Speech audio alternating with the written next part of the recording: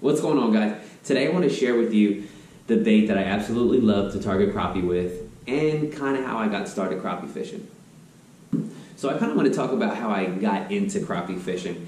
And you guys know as well as I do is that, that forward-facing sonar is just an amazing tool for any kind of fisherman.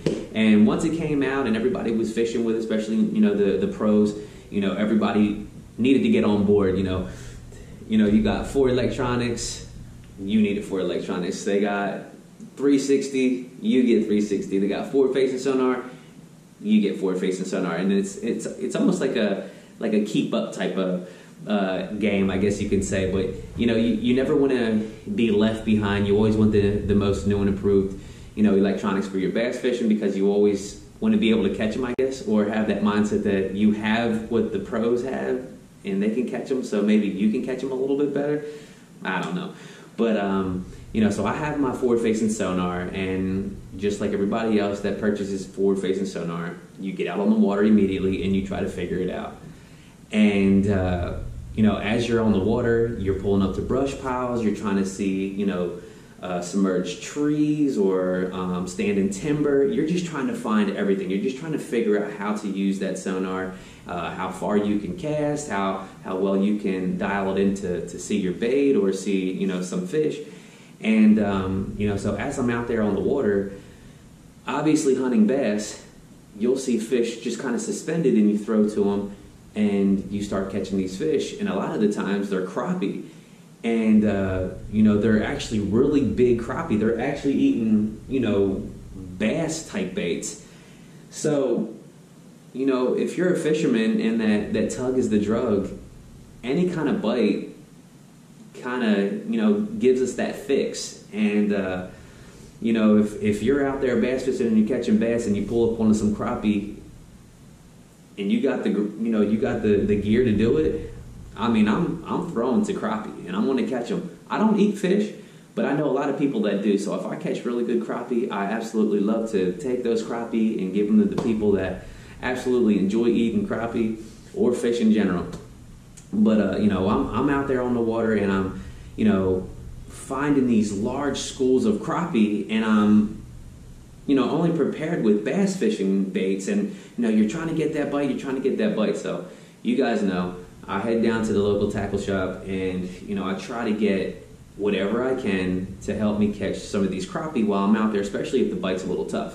And that's bass that I'm referring to. So when the bass bite's a little tough, you want to catch something. That's why we're out there. So you can pull up the crappie, and if you have the right baits, you can get well pretty quick, or get your fix. So I went down to the local tackle shop, and I seen another guy in there. It was a young guy, and he was getting crappie gear as well. He was getting minnows, and if you're afraid to speak to anybody at a tackle shop or ask for some tips or pointers, you're missing out. Talking to people in tackle shops, they'll give you good advice, especially if they enjoy it as much as you may. But so I pulled this guy aside, and I'm like, yo, man, I'm going to start trying to crappie fish. Do you have any tips, or you got any pointers? And he actually had baits in his hand.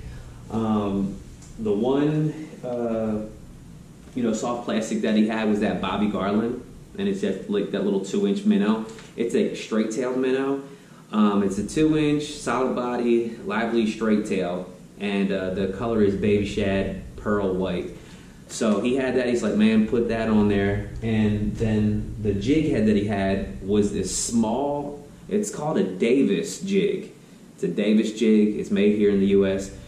But and it's a 1/8 ounce. And he had these, and I was like, all right. I was like, so what do? Do you just throw into them? You keep it above them, kind of like forward-facing sonar? He's like, you can do all that. He's like, if there's a large school, you can bring it through them. He said sometimes if the crappie are feeding, you can actually throw it all the way out and let it hit bottom and kind of bring it down below, kind of like you're dragging a jig. And then he said, you can bring it above them. It just depends. They may want it a certain way. Just fish it a couple different ways and see how they like it.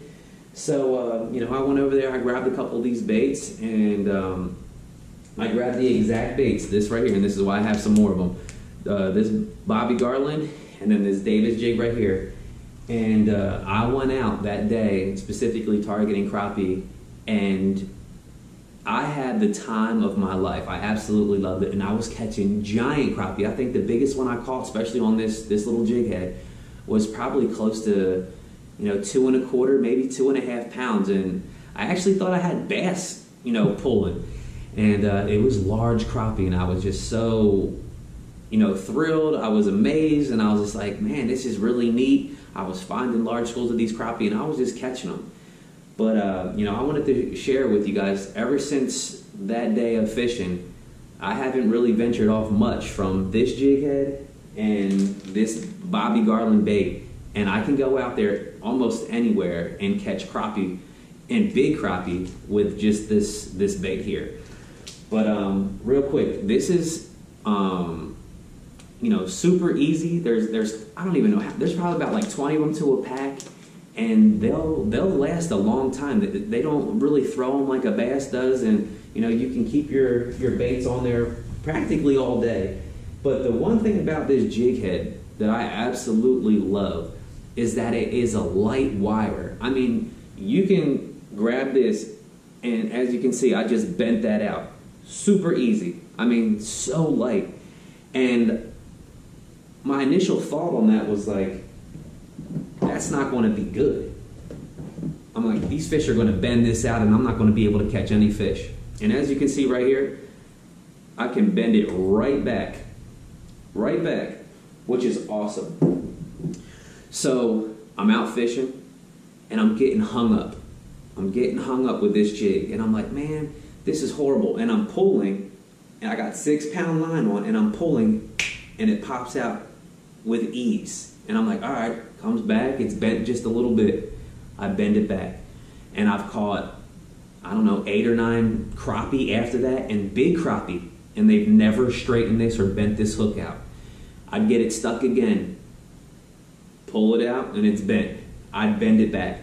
I used the jig head one day, all day, probably with 6 or 7 snags, to where I had to bend that hook back, and never had not one problem with losing a fish or hooking a fish. So, a lot of the times when you bend out hooks, it's just like, you can do it a couple times and then it's done for. This right here, I haven't really experienced it with any other kind of hook. Some of the other hooks that I have are a lot more thicker. They're a thicker wire hook, and when you do that, like more so than none, with 6-pound line or anything lighter than that, you're breaking off. So, that was the first time that's ever happened while I was out there fishing for the first time, and I just thought that was just like awesome. But if you're looking for a really good light wire hook or a jig, this Davis jig is amazing. I got it down there at the tackle shop. It's a local Chevron. Has tons of baits, gear, you name it in there. I don't know exactly where you can purchase that. Just look up Davis jigs for crappie, and I'm pretty sure you'd be able to find them. But this is that jig right there. Every once in a while, just to change it up, I have this Zoom chartreuse marker. Smells like maybe garlic. Let me see. I forget what it smells like. No, it doesn't smell like garlic. It actually smells like a marker.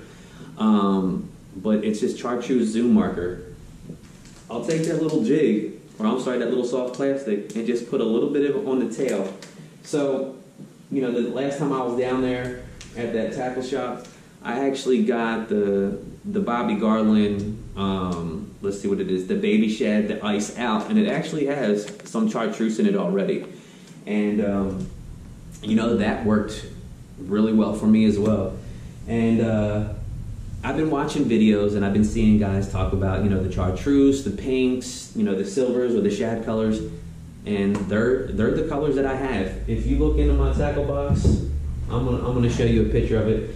But I mean, I have white jig heads, I have chartreuse jig heads, I have the pink jig, or pink jig jig heads, and any video that you see the guys using these colors. So if you're out there fishing and they're not hitting a certain color, obviously change the color. Sometimes change the size of your soft plastic.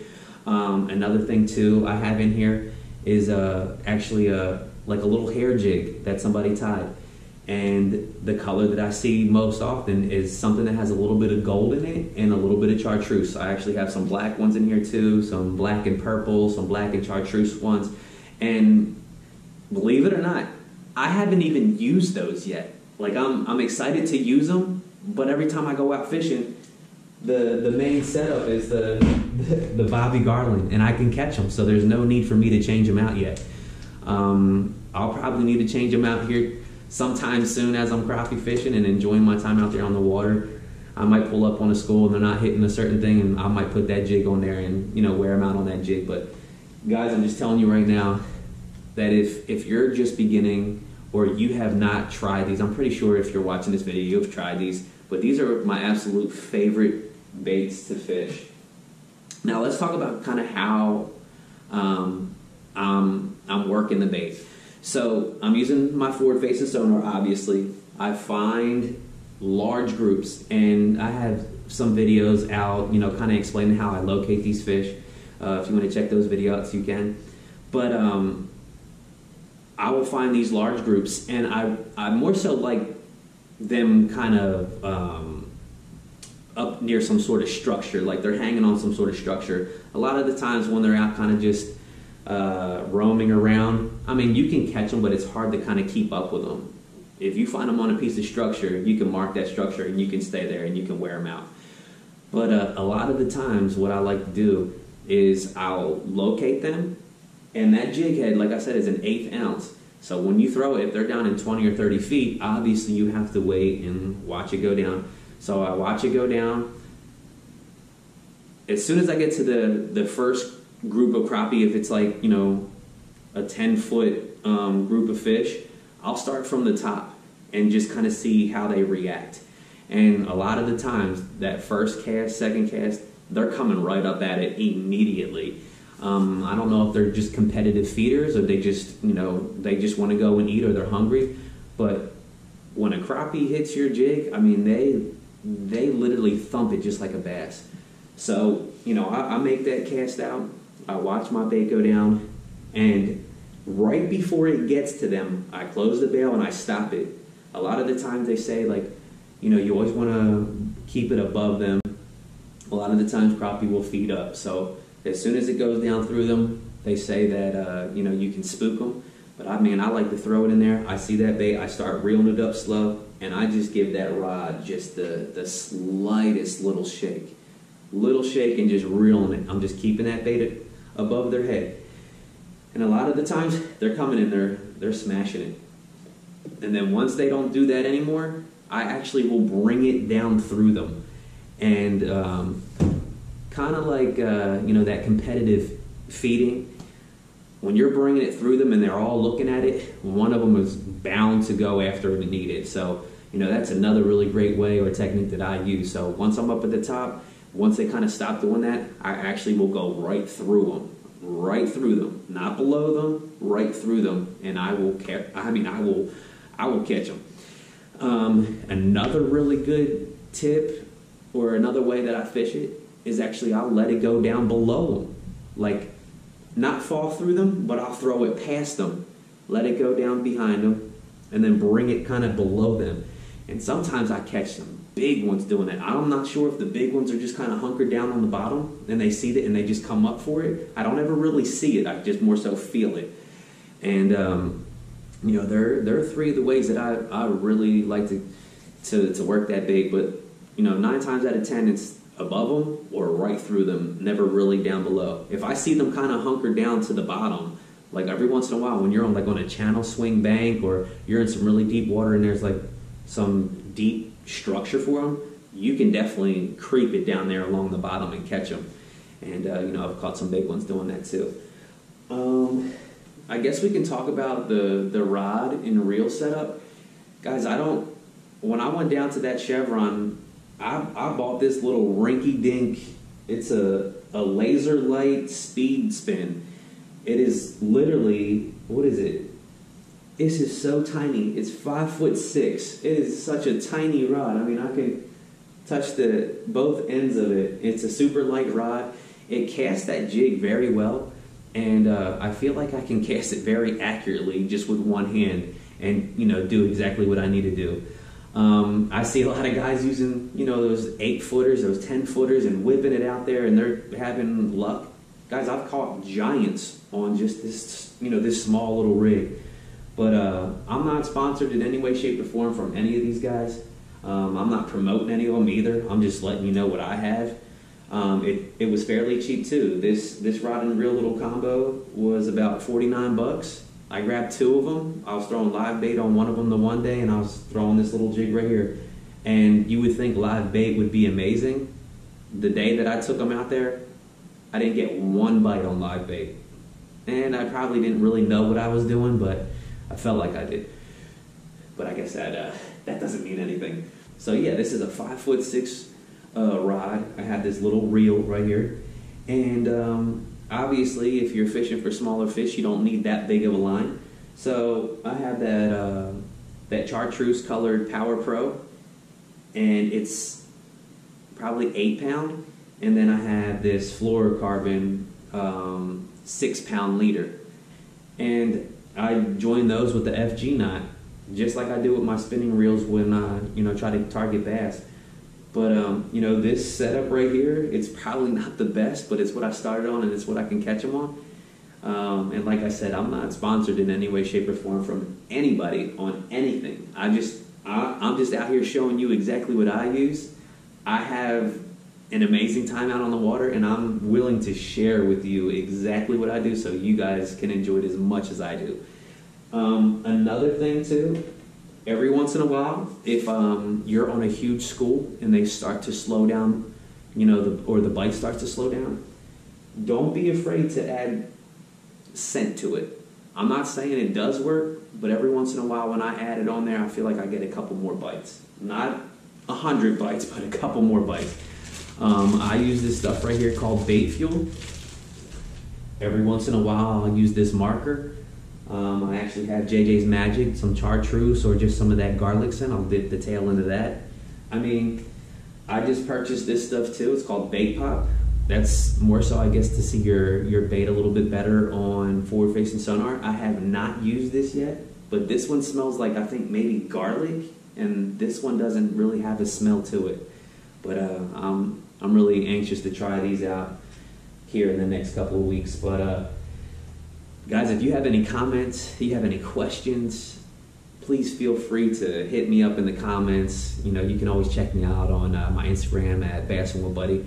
I actually just started my business, BassnWithBuddy.com. So if you guys are wanting to come out on a trip, you want to go bass fishing, you want to go catch some crappie, if you want to catch some huge hybrid striped bass, I guess you can say, you know, we can go out there and try to do something. But you know, check me out, hit me up, and I hope some of these tips helped you out or will help you out.